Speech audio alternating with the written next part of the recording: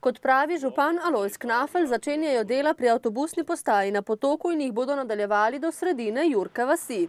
Za preostanek cirka 220 metrov, da bi spojili obe rekonstrukcije, pa nam manjkajo še 4-5 odkupov zemljišč. Obnova približno 900-metrskega odseka državne ceste naj bi trajala do začetka novega šolskega leta, saj bi želeli otrokom zagotoviti varno pot v šolo. Sofinanciramo izgradnjo javne razsvetljave in pločnika.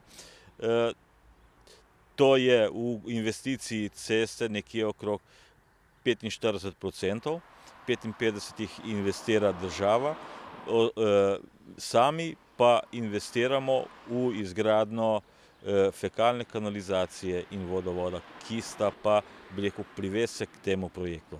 Občino bo naložba stala dobrih 200 tisočakov, še enkrat toliko pa je njena celotna vrednost, dodaja Knafelj.